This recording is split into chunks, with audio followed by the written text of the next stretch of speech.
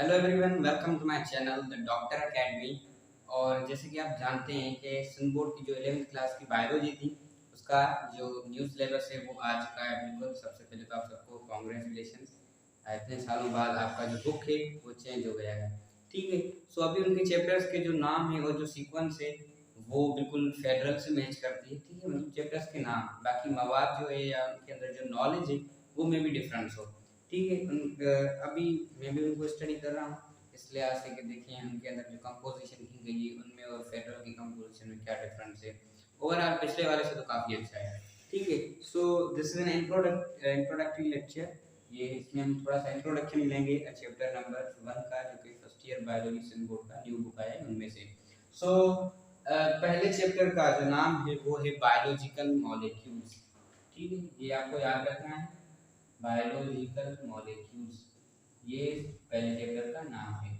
हमेशा एक बात याद रखिए, बीइंग स्टूडेंट्स, अगर कभी भी आप कोई चैप्टर कंप्लीट कर जाते हैं किसी भी सब्जेक्ट में, तो ये आपको लाजमी पता होना चाहिए कि इस बुक में, फॉर एग्जांपल केमिस्ट्री में, बायोलॉजी में या फिजिक्स में, चाहे वो 11वीं क्लास की हो चाहे वो 12वीं क्लास की हो, आपको ये पता होना चाहिए कि पहले चैप्टर का नाम क्या है, दूसरे चैप्टर का नाम क्या है। नाम आपको बिल्कुल पता होना चाहिए। और नाम में एक ऐसी जो है वो क्वालिटी होती है कि उस चैप्टर के नाम से आप पूरा अंदाजा लगा सकते हैं कि इस चैप्टर में एक्चुअली होने क्या वाला है, हम पढ़ने क्या वाले हैं, हम सीखने क्या वाले हैं।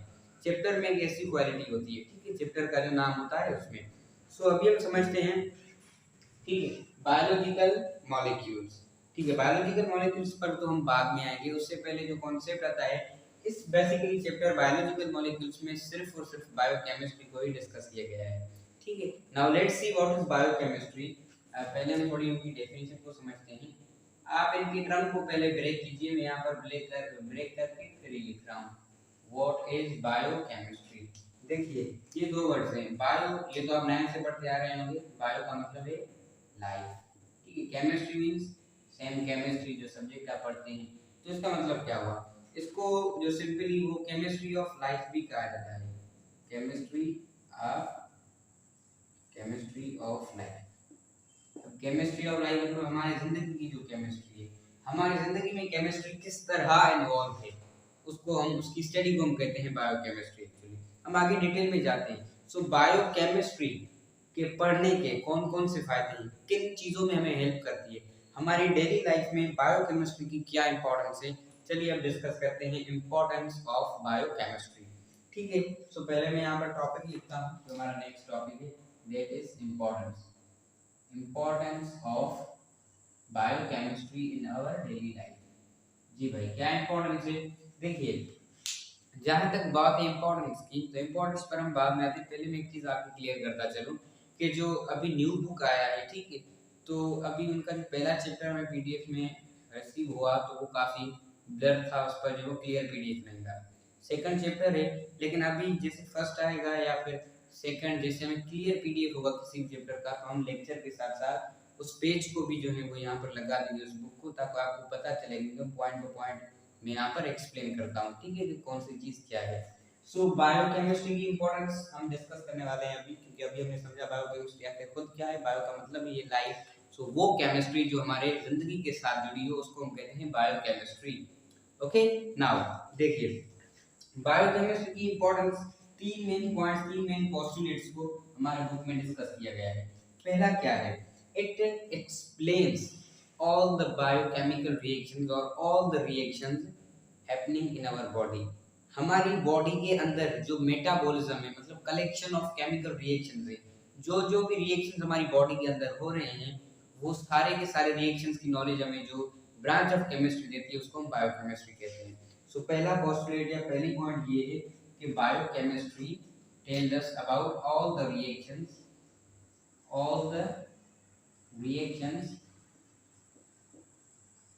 occurring in our body, हमारी बॉडी के अंदर जो रिएक्शंस हिस्सा लेते हैं, जो रिएक्शंस होते हैं वो किस तरह होते हैं। डाइजेशन हो गई भाई, डाइजेशन भी एक एग्जांपल है। डाइजेशन हो गई, रेस्पिरेशन हो गई। ठीक है, जो भी रिएक्शंस हमारी बॉडी के अंदर आ जाते हैं, बहुत सारे रिएक्शंस हैं। ठीक है, हम नाम तो नहीं ले सकते, मैं आपको एग्जांपल के लिए दो बता रहा हूँ, डाइजेशन होगी, रेस्पिरेशन होगी। एक किस तरह होते हैं, इनका जो पूरा मैकेनिज्म है वो हमें बायोकेमिस्ट्री की मदद से समझ में आता है, ठीक है। और दूसरी पॉइंट मैं आपको बताना चलूं कि abnormal mechanism in living organisms, ठीक है। दूसरी पॉइंट या जो दूसरी इंपॉर्टेंट बात है जो हमें बायोकेमिस्ट्री की वजह से सिर्फ और सिर्फ समझ में आती है, वो कह रही है कि दूसरी है एबनॉर्मल मैकेनिज्म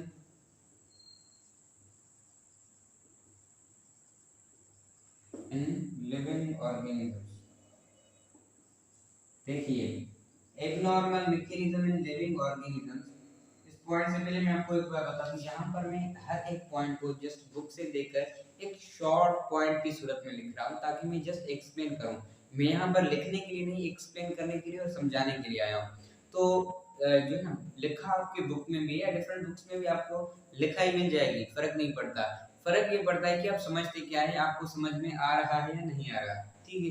तो देखिए, अब क्या है abnormal mechanism in living organisms which leads to different diseases. हमारी बॉडी के अंदर या यूं कहीं की जो गड़बड़ हो जाती है, हमारे जो सिस्टम्स हैं वो एबनॉर्मल हो जाता है। सब सारे सिस्टम नहीं, कोई भी एक हो जाए या दो हो जाए, ठीक है, वो अपना प्रॉपर काम परफॉर्म ना करें तो उनको हम कहेंगे एक एबनॉर्मल मैकेनिज्म, ठीक है। एबनॉर्मल मैकेनिज्म में जब कोई सिस्टम अपना काम ठीक से परफॉर्म नहीं करेगा तो उसको हम कहते हैं, जो है ना, वो काज करता है डिफरेंट डिजीजेस। और अल्टीमेटली मैं आपको एक बात बताता चलूं कि ये तो मैं बताता है कि एबनॉर्मल मैकेनिज्म की वजह से कौन कौन सी डिजीजेस होती हैं, बल्कि बायोकेमिस्ट्री उसके साथ साथ हमें उसका इलाज भी देती है, क्योंकि बायोकेमिस्ट्री में ही हमें पता चलता है कि किस डिजीज का क्या ट्रीटमेंट होना चाहिए। Is that clear? So our third postulate is, what is our third postulate? It helps us to investigate very challenging problems in biology. Okay, it helps us to investigate. It helps. It helps in investigating or an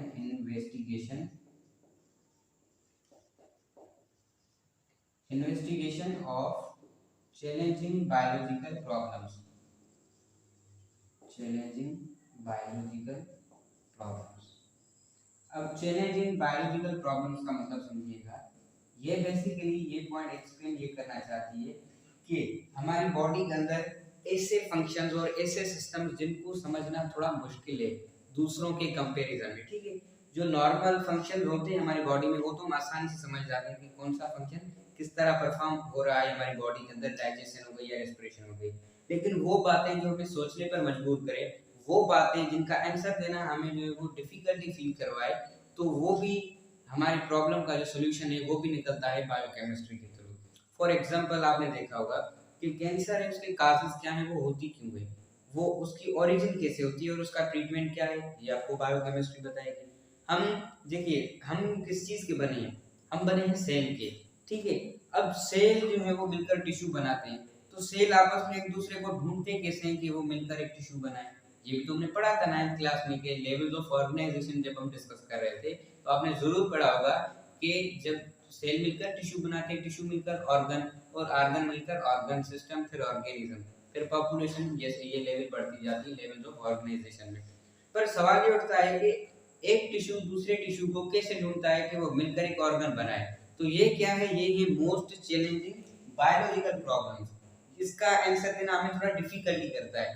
तो इस जो चीज का, इस सवाल का जो answer है वो भी हमें कौन देती है, वो भी हमें प्रोवाइड करती है biochemistry. Is that clear? So ये हो गया what is biochemistry and importance में जो हमने 3 पॉइंट्स को डिस्कस किया कि पहली बात कि बायोकेमिस्ट्री हमें हेल्प करती है डिफरेंट रिएक्शंस के बारे में, हमें एक इंफॉर्मेशन देती है जो हमारे बॉडी के अंदर होती है, ठीक है। दूसरा एक एबनॉर्मल मैकेनिज्म जो हो जाता है किसी भी लिविंग ऑर्गेनिज्म के अंदर, जिसकी वजह से डिफरेंट डिजीजेस होती है, और उस डिजीजेस का जो ट्रीटमेंट है वो भी हमें प्रोवाइड करती है biochemistry. And third one and last one is it helps in investigation of very challenging problems in biology. Biology के अंदर जो डिफरेंट चैलेंजिंग और डिफिकल्ट प्रॉब्लम्स होते हैं उनके सॉल्यूशन निकालने में भी हमें हेल्प करती है the one and only biochemistry. Is that clear? So हमारा जो नेक्स्ट टॉपिक होगा उसका नाम है, जो हम नेक्स्ट लेक्चर में समझेंगे, ठीक है। अभी मैं उसका नाम लिख रहा हूँ, वो है केमिकल कंपोजिशन ऑफ सेल, ठीक है, कंपोजिशन ऑफ सेल। देखिए एक बात याद रखना, बुक वालों को ये आइडिया कैसा है केमिकल कंपोजिशन का भी टॉपिक होना चाहिए। हमारी जो लाइफ है ना वो बेसिकली बिल्ड हुई हुई है केमिकल से। हमारी जो शुरुआत ही होती है वो केमिकल से होती है। वो किस तरह, देखिए आप तो कहेंगे हम सेल के बने, बिल्कुल सेल के बने, मैं इस चीज से इनकार नहीं कर रहा। अब सेल क्या है, सेल बने होते हैं डिफरेंट मॉलिक्यूल्स के, डिफरेंट मॉलिक्यूल्स ठीक है मिलकर क्या बनाते हैं, एक सेल को बनाते हैं। और मॉलिक्यूल्स किस चीज के बने होते हैं, एटम्स के। तो आ गई ना बात एटम्स पर। एटम्स की स्टडी होती है केमिस्ट्री के अंदर, और केमिस्ट्री स्टडी ये केमिकल्स की आप कह सकते हैं। तो हुआ क्या कि हमारी जो लाइफ है, हमारी लाइफ की जो एक ओरिजिन है, एक शुरुआत है, हमारी लाइफ का जो बेस है वो केमिकल्स पर डिपेंड है। तो इसलिए हमारी जो लिविंग सेल है उसकी केमिकल कंपोजिशन क्या है वो हम नेक्स्ट लेक्चर में डिस्कस करेंगे। So that's all for today. अगर आपको कुछ सीखने को मिला तो इस लेक्चर को जरूर लाइक कीजिए और अपने क्लासमेट्स के साथ भी जरूर शेयर कीजिए। I will meet you in the next lecture. Take care of yourself.